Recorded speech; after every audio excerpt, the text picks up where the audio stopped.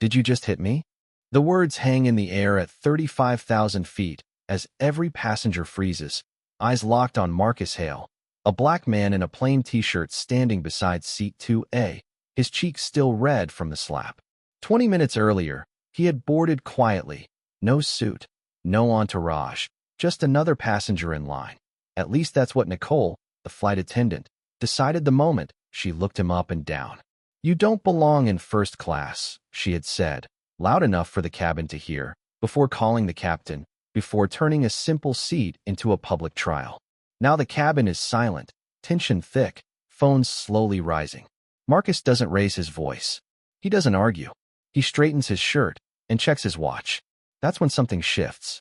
A trainee whispers, his ticket scanned green. A passenger mutters, "This isn't right." Nicole scoffs, doubling down, stepping closer like power still belongs to her. Marcus finally reaches into his pocket, pulls out his phone, and makes one calm call. "Cancel tomorrow's signing. Pull the contract." The captain frowns. Nicole hesitates. "Who do you think you are?" Marcus looks up, eyes steady, voice low. "The man you just hit is the reason this plane is flying today."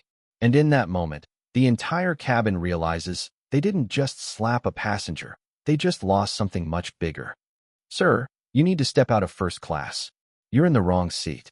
The words landed sharp and deliberate, cutting through the quiet hum of the private jet cruising at 41,000 feet above the Midwest sky. And for a moment, no one spoke, no one moved, because something in the tone made it clear this wasn't a simple mistake.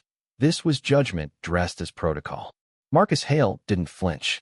He sat in seat 2A, shoulders relaxed, one hand resting lightly on the armrest, dressed in a plain black t-shirt, dark jeans, nothing that signaled power to the untrained eye, nothing that fit the image Nicole Harris had already decided he failed to meet. Her posture stiffened as she stood beside him, clipboard tucked against her chest like authority itself, eyes scanning him again as if repetition would somehow change what she believed she saw.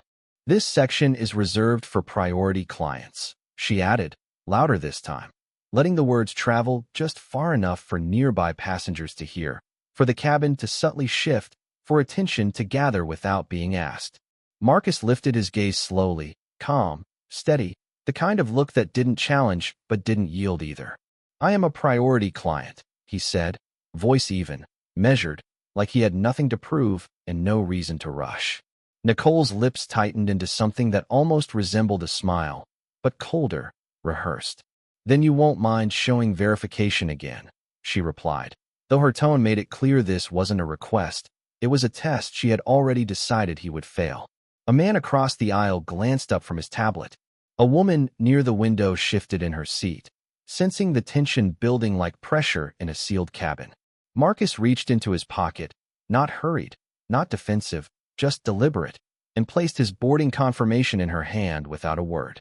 Nicole barely looked at it before handing it back, dismissive, like evidence didn't matter when her conclusion had already been written. "This doesn't look right," she said, and that was the moment the air changed, subtle but undeniable, like something invisible had just tilted the entire room. Marcus leaned back slightly, exhaling through his nose, not in frustration, but in recognition. He had seen this before. Different city, different uniform, same assumption. At 27, standing at the gate of his first business trip, told to step aside while others walked through without question. At 34, denied access to a lounge he had paid for twice over. And now, years later, billions in assets behind his name. Here it was again, packaged neatly as policy. "Run the name," he said quietly. Nicole didn't move. "Sir, I'm asking you to cooperate," she pressed, her voice tightening, authority stretching thinner with every second he remained still. From the galley, a younger flight attendant hesitated, eyes flicking between them, sensing something wasn't adding up. A passenger in row 4 slowly raised his phone, not to record yet, but ready. Marcus didn't look at any of them. He simply adjusted the cuff of his sleeve, glanced briefly at his watch, and said, softer than before, "You're about to make this bigger than it needs to be." Nicole let out a short breath, almost a laugh, as if the idea itself was absurd. "No," she replied, stepping closer, certain of her ground, certain of her control. "You already did." And somewhere between her certainty and his silence, the first crack began to form. The cabin did not return to normal after that moment. It could not. Something invisible had shifted, like pressure building behind a sealed door, and everyone on board could feel it even if they could not yet explain it. Nicole crossed her arms, her confidence still intact on the surface, but her eyes flickered for just a second longer than before, studying Marcus as if trying to reconcile two different versions of him that did not quite match. "I am going to need you to either move to your assigned seat or we will have to escalate this," she said, her tone sharper now, less controlled, like the situation was beginning to slip outside the script she was used to following. Marcus did not respond immediately. He did not argue, did not defend himself, did not even look annoyed.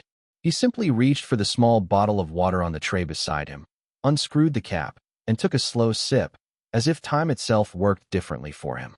That was when the young flight attendant from the galley stepped forward, hesitant but unable to stay silent. "Nicole," she said quietly, "I saw his boarding pass earlier. It scanned green." The words were not loud, but they landed. A few passengers turned their heads. The man across the aisle leaned back in his seat, watching more closely now. Nicole did not look at her. "Stay in your lane," she replied flatly, her voice carrying just enough edge to shut the moment down, but not enough to erase what had already been said. Marcus set the bottle down with care, aligning it perfectly on the tray table, a small detail that somehow made everything feel more intentional. "You might want to listen," he said, his voice still calm, still measured, but now carrying a weight that had not been there before. Nicole exhaled through her nose, stepping closer again, as if proximity could re-establish control. "What I need," she said, emphasizing each word, "is compliance." The word hung in the air like a line drawn in the sand. Somewhere behind them, a phone camera quietly activated. Not obvious, not disruptive, just enough to capture what was unfolding. Marcus glanced briefly toward the window, the endless stretch of clouds below reflecting faintly in the glass, then back to Nicole. "And what you need," he said, "is context." She shook her head, dismissing it before it could take shape. "I have everything I need," she replied quickly, too quickly. That was when the captain's voice came from the front of the cabin, low but authoritative. "Is there a problem up here?" he asked as he stepped into view, his presence shifting the energy again, adding a layer of official weight to a situation that had already grown beyond something simple. Nicole straightened immediately. "Passenger is refusing to follow seating instructions," she said, her tone now crisp, procedural, as if summarizing a case already decided. The captain's eyes moved to Marcus, scanning him in a way that felt less like observation and more like evaluation. "Sir," he began, "we need to resolve this quickly." Marcus met his gaze without hesitation. "I agree," he said. No tension, no raised voice, just agreement, delivered in a way that somehow made the room even quieter. The young attendant shifted again, her discomfort visible now, caught between what she had seen and what she was being told to ignore. A passenger in the second row leaned forward slightly, whispering to the person beside him, "This does not feel right." And it did not. Not anymore. Because what had started as a simple challenge over a seat had turned into something else entirely, something heavier, something that was no longer about where Marcus was sitting, but about why he was being asked to move in the first place. Nicole glanced at the captain, expecting reinforcement, expecting closure. Instead, she found hesitation. Just a flicker, barely there, but enough. And Marcus saw it. He saw all of it. The doubt, the shifting attention, the moment control began to fracture. He did not smile. He did not react. He simply reached into his pocket, pulled out his phone, and held it in his hand, not yet dialing, not yet speaking, just letting its presence exist. Because the room was already changing. They just had not realized how far it was about to go. The phone remained in Marcus Hale's hand, unmoving, untouched, yet somehow it became the center of gravity in the entire cabin. No one spoke for a second too long. The engines hummed steadily beneath them, a low constant reminder that they were suspended thousands of feet above the ground with nowhere to go and no easy exit from what was unfolding. The captain shifted his stance, his authority still present but no longer absolute, his eyes moving between Nicole and Marcus as if trying to read a situation that no longer fit neatly into procedure. "Sir," he said again, slower this time, more measured. If there has been a misunderstanding, we can clear it up quickly. I just need you to confirm your seat assignment. Marcus looked at him, not dismissive, not defensive, just steady, like a man who had already calculated the outcome long before anyone else realized there was a problem. You already have the confirmation, he replied. The system scanned it. Your crew saw it. The young attendant near the galley nodded almost involuntarily, then caught herself, her hands tightening at her sides. Nicole noticed. Of course she did. Her jaw set, her posture sharpening again as she stepped slightly in front of the captain, reclaiming ground she felt slipping away. What we saw, she said quickly, was an inconsistency. The words sounded official, but it did not carry the same weight it had a minute ago. Not anymore. Marcus tilted his head slightly, as if considering the word itself. Inconsistency, he repeated, quiet, almost reflective. Then he glanced briefly around the cabin. Passengers were no longer pretending not to watch. A man in the second row had his phone angled just enough to capture audio. A woman near the aisle had stopped mid-conversation, her eyes fixed on the exchange. Even the subtle movements had stopped. No one wanted to miss what came next. Marcus brought his gaze back to Nicole. You saw a man who did not match your expectation, he said. That is not an inconsistency. That is a decision. The words landed clean, not aggressive, not loud, but precise enough to shift the room again. The captain exhaled slowly, his confidence no longer anchored in certainty. Nicole, he said, quieter now, let us verify through the system again. It was a reasonable request, a simple solution, one that should have ended everything. But Nicole did not move. For the first time, there was a pause that did not belong to control. It belonged to hesitation. The system is not always reliable, she replied, and even she seemed to hear how that sounded as soon as it left her mouth. A ripple of unease moved through the nearby seats. Marcus did not react outwardly, but something in his eyes sharpened, not anger, not frustration, something more focused. He shifted slightly in his seat, straightening his back, the movement subtle but deliberate, like a man preparing for a moment he had allowed to build on purpose.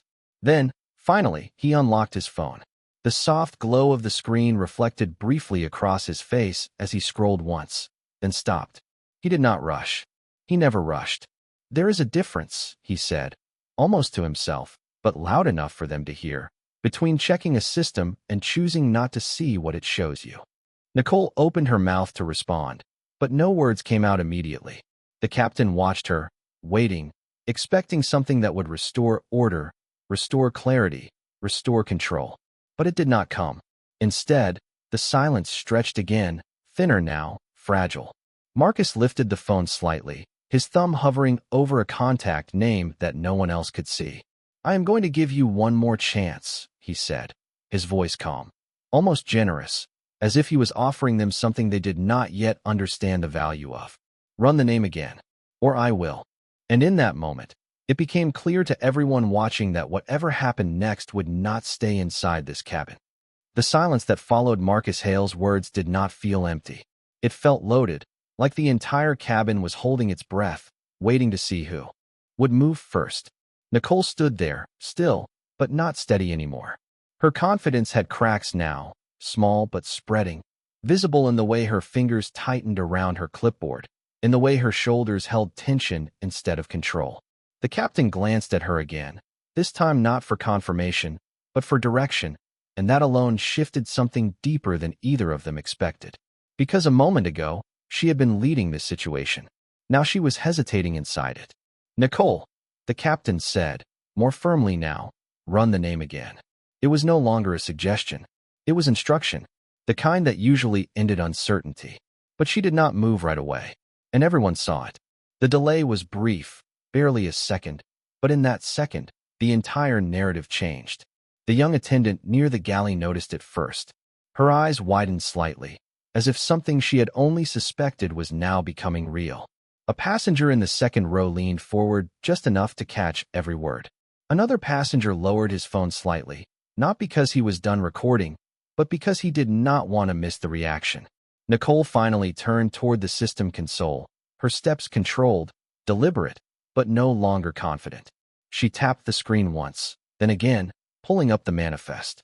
Her eyes scanned quickly, then slowed, then stopped. For a fraction of a second, her expression shifted. Not dramatically, not enough for everyone to catch, but enough. Marcus saw it. He did not say anything. He did not need to. He simply watched, still seated, still composed, like a man observing a process he had already predicted. The captain stepped closer. "What does it say?" he asked. Nicole did not answer immediately. Her lips parted slightly, then pressed together again, as if she was deciding which version of reality to present. "It is not clear," she said finally, her voice lower now, less certain, the words carefully chosen but no longer convincing. A ripple moved through the cabin. Not loud, not chaotic, just a quiet recognition that something was off. The young attendant took one step forward. "Let me see," she said, her voice soft but steady. Nicole turned. Sharply. "I have it handled," she replied, but the edge in her tone was no longer authority. It was defense. Marcus leaned back slightly in his seat, his gaze steady, his posture unchanged, but something about him felt larger now, like the space around him had expanded. "You do not have it handled," he said quietly. The words did not challenge. They concluded. The captain's jaw tightened slightly. He looked at the screen, then at Nicole, then back at Marcus. The pieces were not fitting the way they were supposed to. And that uncertainty, that hesitation, began to spread. Because this was no longer about a seat. It was no longer about a policy. It was about a decision that had already been made before any verification was ever done. Marcus lowered his eyes briefly to his phone again, his thumb still hovering, still patient, still precise. "This is the moment," he said, almost to himself, but loud enough for them to hear, "where you decide whether this ends quietly or becomes something you cannot control." Nicole's grip tightened again. The captain exhaled slowly. And for the first time since this began, no one in that cabin felt certain about who was actually in charge. The cabin did not recover from that moment. It only shifted deeper into something heavier, something more fragile, like a structure that looked intact but had already lost its foundation. Nicole stood frozen in front of the console, her eyes still locked on the screen, but no longer scanning, no longer searching, just holding on to whatever version of control she thought she still had. The captain watched her closely now, not as a subordinate, but as a variable he could no longer predict. "Nicole," he said again, quieter this time, but more serious, "read it out." The request was simple, direct. There was nowhere to hide inside it. But she did not speak. Not right away. Her silence stretched just long enough for the passengers to feel it, for the uncertainty to become shared, for the quiet hum of the aircraft to sound louder than it should. The young attendant stepped closer, her voice careful but firm. "If it is confirmed, we should acknowledge it," she said. Nicole turned slightly, her expression tightening, her composure thinning at the edges. "I said I have it handled," she repeated, but now the words sounded rehearsed, like something she was trying to convince herself of more than anyone else. Marcus did not interrupt. He did not lean forward. He did not raise his voice. He simply sat there, steady, present, as if the outcome had already been decided somewhere far beyond this cabin. A man near the aisle cleared his throat softly. "Is there a problem with the manifest?" he asked, not aggressively, just directly, like a question that needed an answer. More eyes turned. More attention gathered. The room was no longer passive. It was watching. The captain stepped closer to the screen, his patience thinning, his authority now mixed with concern. "Show me," he said. This time, Nicole could not avoid it. She shifted slightly, allowing him to see. His eyes moved across the display quickly, then slowed, then stopped. The change in his expression was subtle, but it was enough. Enough for Marcus to notice. Enough for the young attendant to step closer. Enough for the silence to deepen again. "It is listed," the captain said carefully, his voice lower now, controlled, but no longer confident in the same way. Nicole inhaled sharply. "That does not mean," she began, but he cut her off, not harshly, but firmly. "It means it is confirmed." The words landed heavier than anything that had been said so far. A quiet reaction moved through the cabin. Not loud, not dramatic, just a collective shift, like everyone had reached the same conclusion at the same time. Marcus finally moved. Not abruptly, not dramatically. He simply lifted his eyes to meet the captain's, his expression unchanged, but his presence now undeniable. "So now," he said, his voice calm, steady, We can move forward with facts. Nicole's posture stiffened again, but it no longer held the same authority. It held resistance. There could still be an issue with how the system, she started, but her voice lacked the certainty it once had. The young attendant shook her head slightly, unable to stay silent anymore. The system did not fail, she said softly. We did. The words hung in the air, quiet but sharp, cutting through the last layer of denial. The captain exhaled slowly, his gaze shifting once more to Marcus, then back to Nicole, then to the rest of the cabin that was now fully engaged, fully aware, fully watching. Marcus reached down, picked up his phone again, and this time, he did not pause. His thumb moved with quiet precision as he selected a contact. The movement was small, almost unnoticeable, but it carried weight, because in that moment, everyone understood something had changed. This was no longer a misunderstanding being resolved. This was a decision about to be answered, and the answer was not going to stay inside this aircraft. The moment Marcus Hale's thumb pressed against the screen, the shift was immediate, even if no one could yet explain why. He did not raise the phone to his ear right away. He did not rush the call. He simply let it connect, his posture unchanged, his expression steady, like a man who understood that timing was not about speed but precision. The captain watched him closely now, no longer trying to control the situation, but trying to understand it. Nicole stood still beside the console, her earlier certainty now replaced with something tighter, something quieter, something closer to doubt. The young attendant did not move at all. She just watched Marcus, her eyes fixed, as if she already knew this moment was about to define everything that came after. The call connected. Marcus lifted the phone slightly, his voice low, calm, and direct. "It is Marcus," he said, not introducing himself, not explaining, just stating a fact. A pause. Then, "Yes, we are in the air." Another pause, shorter this time. "I need you to pull the Horizon Aviation contract scheduled for signing tomorrow morning. Put it on hold." The words were simple. No emotion, no urgency, but they landed in the cabin like a weight dropping through the floor. The captain's expression shifted first. Not fully, not dramatically, but enough. Enough for Nicole to notice. Enough for the young attendant to take a small step closer.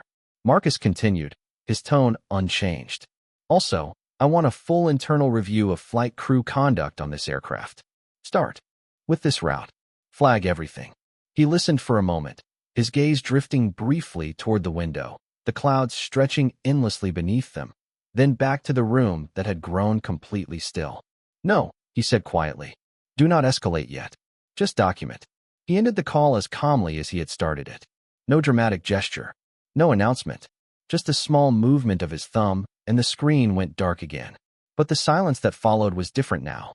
It was not confusion. It was realization, beginning to take shape. The captain straightened slightly, his voice careful as he spoke. "Sir, what contract are you referring to?" Marcus did not answer immediately. He placed the phone face down on the tray, aligning it beside the water bottle with the same deliberate precision as before. Then he looked up.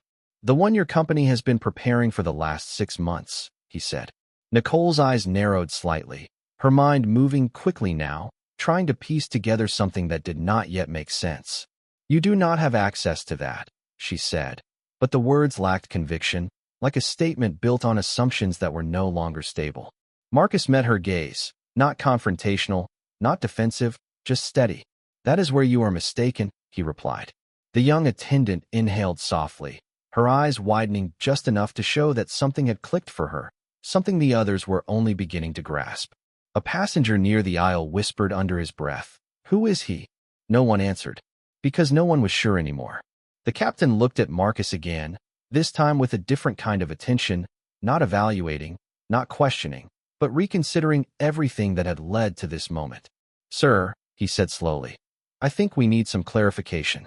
Marcus nodded once, not as permission, but as acknowledgement. Then he leaned back slightly in his seat, his voice calm, controlled, and unmistakably certain. "You already have it," he said. "You just chose not to see it."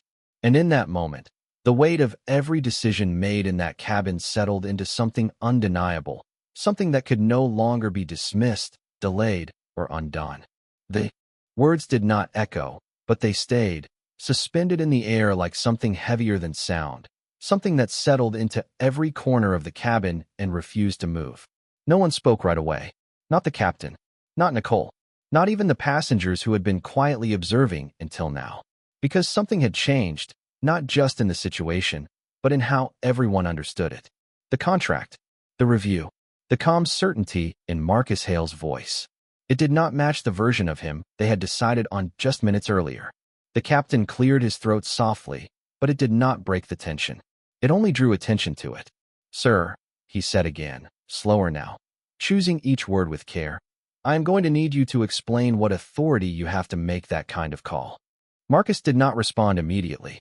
He glanced briefly at the phone resting on the tray, then back at the captain, his expression unchanged, his posture still relaxed, like a man who had no reason to prove anything, because the proof was already in motion. "Authority is not something you announce," he said quietly. "It is something people recognize when it shows up." Nicole shifted slightly beside the console, her arms no longer crossed, her stance no longer firm. "That is not how this works," she said. But her voice lacked the sharpness it once had, like it had been worn down by everything that had just happened. Marcus tilted his head slightly, studying her for a moment, not with judgment, but with clarity. "That is exactly how this works," he replied. The young attendant stepped closer again, her voice hesitant but honest. "Captain, if what he said is true, then the contract tomorrow. That is the Horizon Partnership, right?" The question landed softly, but it hit deeper than anything before it. The captain did not answer right away. He did not need to. The look in his eyes said enough. A passenger near the aisle leaned forward, whispering to the person beside him, "That is a multi-million-dollar deal." Another voice, quieter, added, "No, it is bigger than that." Nicole's breath caught slightly, just for a second, but it was enough. Enough for Marcus to notice. Enough for the entire room to feel the shift again. "You are saying you can stop that?" she asked, her voice lower now, almost careful, like she was stepping into unfamiliar ground. Marcus met her gaze, steady, unwavering. "I am saying it is already stopped," he said. The words did not rise. They did not need to. They landed exactly where they needed to, and the silence that followed was no longer confusion. It was realization, beginning to form in real time. The captain straightened slightly, his posture adjusting, not out of authority, but out of awareness. "Who are you?" he asked, and this time, the question was not procedural. It was personal. It was necessary. Marcus did not answer immediately. He let the question sit there, let it carry its weight, let it move through the cabin the same way every other moment had. Then he reached for his phone again, not to call, not to prove anything, just to hold it, like a quiet reminder that everything they were trying to understand was already happening beyond their reach. "I am the one person," he said slowly, his voice calm but absolute. "You should have asked that question before you decided I did not belong here." And in that moment, no one in that cabin could deny it anymore. The situation had already moved past them. They were not controlling it. They were inside it. The question did not fade after Marcus Hale spoke it. It lingered, heavier than anything else that had filled the cabin so far, because now it was no longer about what had happened. It was about what had been missed. The captain did not look away this time. He held Marcus's gaze, searching for something clearer, something concrete, something he could anchor himself to in a situation that no longer followed the rules he understood. Nicole, on the other hand, looked everywhere except at Marcus. Her eyes moved from the console to the aisle, to the passengers, to the floor, like she was trying to find a version of reality that still made sense, one where she had not already gone too far. The young attendant stood still, her hands clasped in front of her now, her posture no longer hesitant but grounded, like she had already chosen a side without needing to say it out loud. Marcus leaned back slightly in his seat, his shoulders relaxed, his expression calm. But there was something different now, something more defined, like the silence he carried had turned into presence. For a brief moment, his gaze drifted past them, past the cabin, past the tension, and into something older. At 23, standing outside a corporate office in downtown Chicago, holding a portfolio he had spent months preparing, only to be told the meeting had been canceled without explanation. At 28, walking into a luxury terminal in Los Angeles, being asked twice for credentials that others were never asked to show. Not once, not twice, but consistently, quietly, repeatedly. And each time, the same pattern, the same look, the same assumption. The memory did not harden him. It refined him. It taught him something most people in that cabin were only beginning to understand. That power was not loud. It did not rush. It waited. And when it moved, it did not ask for permission. Marcus blinked once, returning fully to the present, his eyes settling back on the captain. "You asked who I am," he said, his voice calm, steady, carrying just enough weight to hold the entire room again. The captain nodded slightly, almost unconsciously. "Yes," he replied, his tone quieter now, no longer demanding, but open, like he was ready to hear something he should have asked earlier. Nicole finally looked up, her expression tight, uncertain, her confidence no longer leading her, but following something she could not control. The passengers leaned in without moving, their attention sharpened, their earlier curiosity now replaced with expectation. Marcus did not rush the answer. He never rushed anything. He let the silence build just enough, let the weight of the moment settle exactly where it needed to be. Then he spoke. "My name is Marcus Hale," he said, simple, direct, undeniable. The name itself did not land immediately for everyone, but it moved through the room like a signal waiting to be recognized. The captain's brow furrowed slightly, something clicking just out of reach. The young attendant's eyes widened, the connection forming faster for her than the others. Nicole's expression shifted again, this time sharper, like recognition was starting to press through denial. Marcus continued, his tone unchanged. "Chief Executive Officer of Hale Aviation Group." The words did not rise. They did not need emphasis. They carried their own. And in that moment, the cabin did not just fall silent. It reset. The air changed. The assumptions collapsed. The roles reversed without anyone needing to announce it. The captain took a slow breath, his posture adjusting instinctively, not out of fear, but out of understanding. Nicole's grip on her clipboard loosened slightly, her fingers no longer steady. The young attendant stepped back half an inch, not retreating, but making space for something larger than the moment itself. Marcus did not move. He did not smile. He did not look around for validation. He simply sat there, exactly where he had been the entire time, as the reality finally caught up to the room. And the difference now was undeniable. They had not misjudged a passenger. They had misjudged the one person in that cabin who had the power to change everything that came next. The shift was immediate and irreversible. It moved through the cabin like a current, silent but undeniable, rewriting everything that had been said, everything that had been assumed, everything that had been decided without question just minutes earlier. The name Marcus Hale did not need to be repeated. It was already doing its work. The captain's posture changed first, not dramatically, not in panic, but in awareness. His shoulders straightened, his stance recalibrated, as if he had just stepped into a different role without being told. "Mr. Hale," he began, but the words slowed before they could fully form, because there was no script for this moment. No training manual for what to say when the person you challenge turns out to be the one holding the highest authority in the room. Nicole did not speak at all. Her silence was no longer controlled. It was exposed. Her earlier certainty, the sharp edges of her tone, the confidence in her judgment, all of it collapsed inward, leaving behind something far less stable.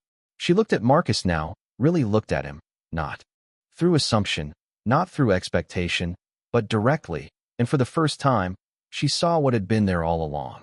The young attendant exhaled softly, almost like relief, like something she had felt from the beginning had finally been confirmed. A passenger in the second row lowered his phone slightly, not because the moment was over, but because it had become something else, something larger than documentation. Marcus remained exactly where he had been. No shift in posture, no change in expression. He did not lean into the moment. He did not claim it. He simply existed within it, as if this outcome had never been in question. "The contract," the captain said carefully, choosing his words with precision now, "that is the Horizon Expansion Agreement." It was not a question. It was realization, spoken out loud. Marcus nodded once. "It was," he replied. The past tense landed harder than anything else. A quiet reaction moved through the cabin again, but this time it carried weight, consequence, understanding. Nicole's breath caught slightly, her fingers loosening around the clipboard until it rested awkwardly at her side. You canceled it?" she asked, her voice no longer sharp, no longer certain, but searching, like she was trying to find a version of events that could still be reversed. Marcus looked at her, not with anger, not with satisfaction, just clarity. "No," he said. "You did." The words did not accuse. They concluded.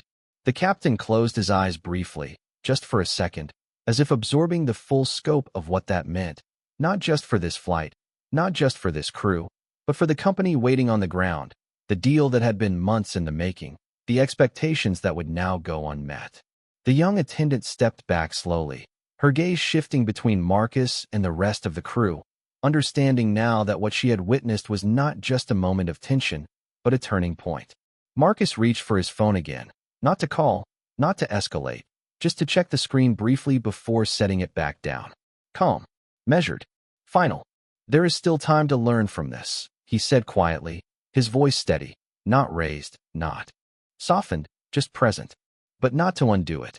And in that moment, the reality settled fully into the cabin. This was not about apology. This was not about correction. This was consequence. And it had already begun. The weight of Marcus Hale's words did not fade. It settled deeper, pressing into every person in the cabin with a clarity that could not be softened or explained away. No one rushed to speak. No one moved to fix it. Because for the first time, they all understood that this was not a situation they could recover from with the usual steps, the usual language, the usual apologies. The captain stood still for a moment longer, then slowly adjusted his stance, not out of authority this time, but out of accountability. "Mr. Hale," he said carefully, his voice measured, respectful now in a way it had not been before. "On behalf of the crew, I want to acknowledge that this situation was mishandled." The words were chosen with precision, but even they felt small compared to what had already happened. Marcus listened without interruption, his expression unchanged, his presence steady, like a man who had heard similar statements before and knew exactly what they were worth. Nicole finally moved, but not forward, not toward resolution, just a small shift in place, like she was trying to find footing on ground that no longer supported her. "I was following protocol," she said, her voice quieter now, stripped of its earlier edge, but still holding on to something, some last thread of justification. Marcus turned his head slightly toward her, his gaze calm, direct, unwavering. "Protocol did not tell you who I was," he said, "but it also did not tell you who I was not." The distinction landed clean, leaving no room for interpretation. The young attendant lowered her eyes briefly, absorbing the statement, understanding the difference between procedure and assumption in a way that would stay with her long after this flight ended. A passenger near the aisle spoke softly, almost to himself, but loud enough to be heard. This was never about the seat. No one disagreed, because it was clear now. The seat had only been the surface. The decision had been made long before. The conversation even started. The captain nodded once, slowly, acknowledging what could no longer be denied. "You are right," he said. Nicole inhaled, her posture tightening again, but this time it was not authority. It was pressure, the weight of realization catching up to her in real time. "I did what I thought was necessary," she added, but even she seemed to hear the weakness in that statement as it left her mouth. Marcus did not respond immediately. He let the silence return, let it sit where it needed to sit, let it do what words could not. Then he spoke, his voice even, controlled, and unmistakably final. "What you thought was necessary," he said, "revealed more than you intended." The words did not accuse. They exposed. The captain looked down briefly, then back up, his expression now fully aligned with the reality in front of him. "There will be a full review," he said, "of everything that happened here." Marcus nodded once, not in approval, not in agreement, but in acknowledgement. "There already is," he replied. Nicole's eyes flicked toward him, a brief moment of disbelief crossing her face, as if she was only now understanding that the process had begun the moment he made that call, not when they decided to address it. The cabin remained quiet, but it was no longer the same silence. It was no longer uncertainty. It was consequence settling into place. Marcus reached for his water again, taking a slow, measured sip, the smallest action in the room, yet somehow the most controlled. Then he set the bottle back down, perfectly aligned, and looked forward. "This is not about punishment," he said. "It is about what happens when assumptions go unchecked." And no one in that cabin could argue with that. because they had all just watched it unfold in real time. The cabin did not return to normal after that. It could not.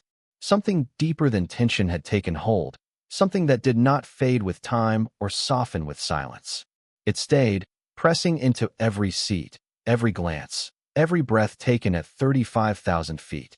The captain stepped back slightly, not retreating, but recalibrating, as if he understood now that leadership in this moment was no longer about control, but about response. Nicole remained where she was, but she no longer looked like someone in charge. She looked like someone standing inside the consequences of a decision she could not take back. Her eyes moved again, briefly toward Marcus, then away, then back again, like she was trying to reconcile the image she had formed with the reality now sitting directly in front of her. Marcus Hale did not shift. He did not lean forward. He did not demand anything. His stillness carried more authority than anything that had been said. The young attendant broke the silence first, her voice soft but clear, no longer hesitant.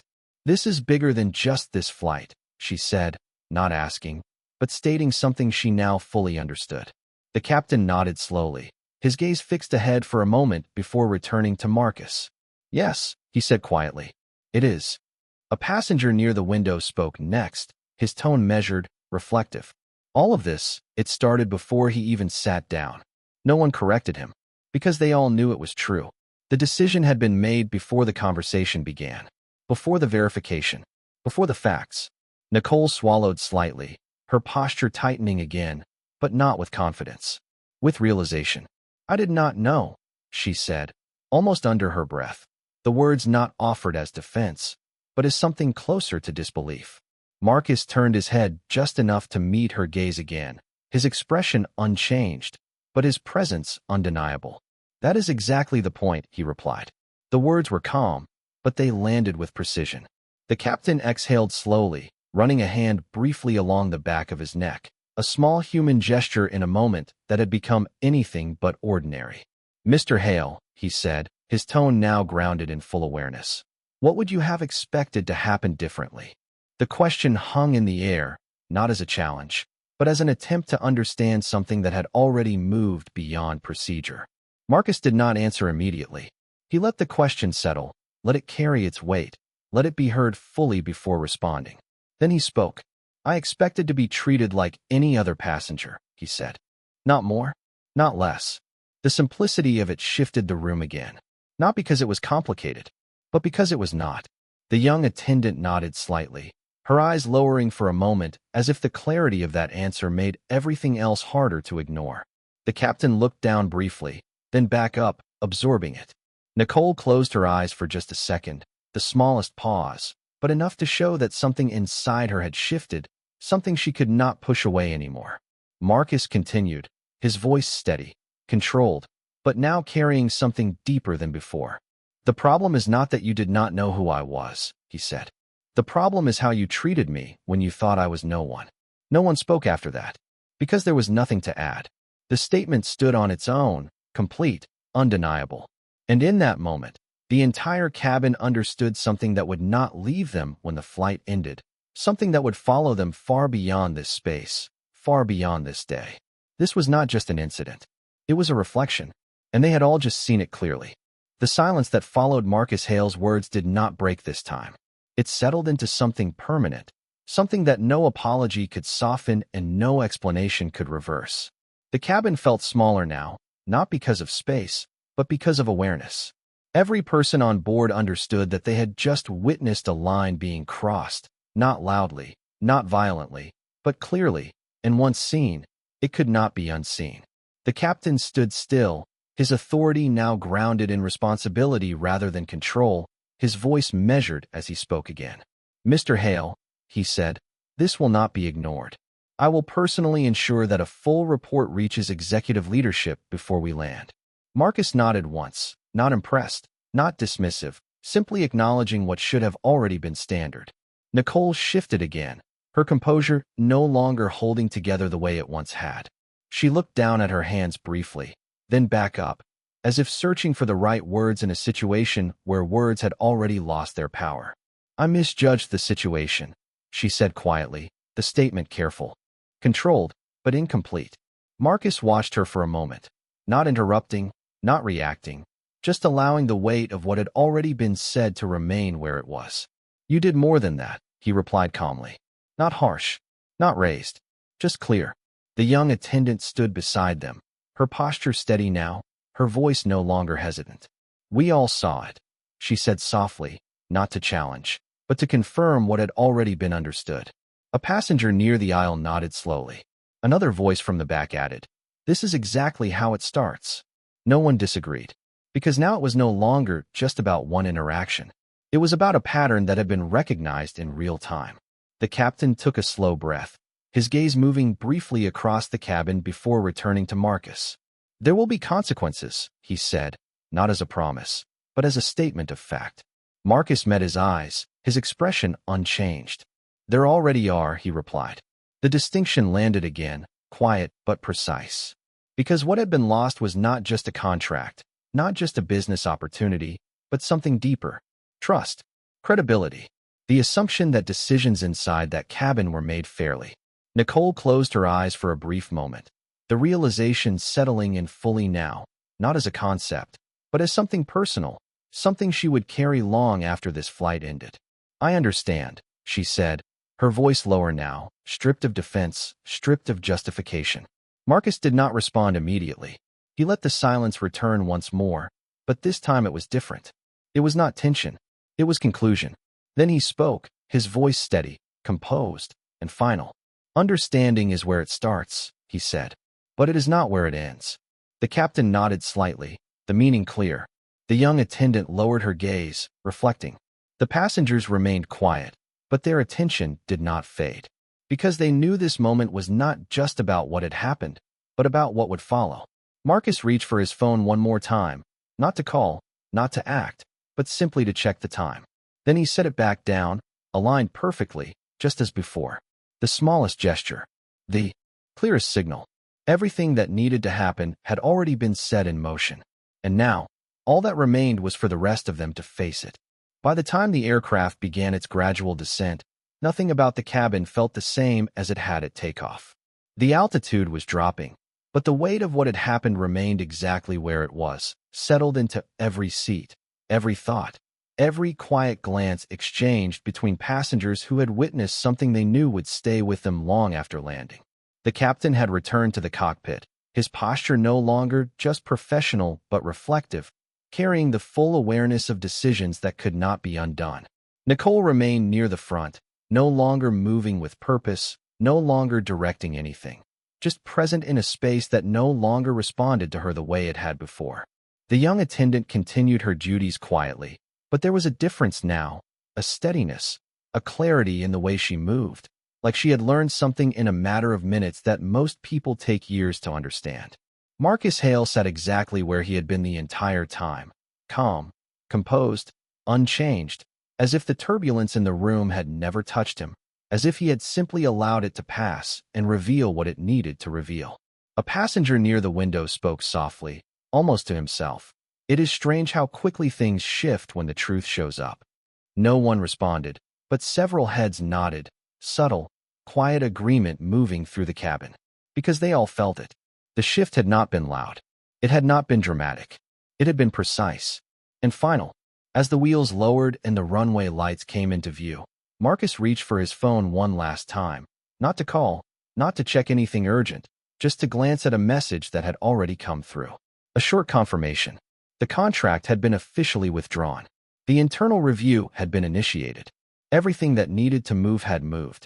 He placed the phone back down, aligned it once more, the same controlled gesture that had defined him from the beginning. Nicole looked toward him one last time, her expression no longer defensive, no longer uncertain, but quiet, reflective, as if she was beginning to understand the difference between a moment and a pattern, between an action and its impact. She did not speak. There was nothing left to say that had not already been said. The aircraft touched down smoothly, the wheels meeting the runway with a controlled precision that mirrored the way this entire moment had unfolded, not chaotic, not explosive, but exact. As the plane slowed, the passengers remained seated a second longer than usual, not rushing to stand, not reaching for overhead bins, just sitting in the aftermath of something they had all experienced together. Marcus stood when it was time, not first, not last, just when the moment called for it. He adjusted his jacket slightly, then stepped into the aisle without hesitation. No announcement, no recognition, just presence. As he moved toward the exit, the young attendant met his gaze briefly and nodded, a silent acknowledgement that required no words. He returned the gesture just as simply. When he reached the door, he paused for half a second, not to look back at anyone in particular, but as if marking the end of something that had already run its course. Then he stepped off the aircraft and into a world that would continue moving, contracts shifting, decisions unfolding, systems responding. And behind him, inside that cabin, one truth remained, clear and unshakable. You do not reveal your character by how you treat power. You reveal it by how you treat people when you think they have none.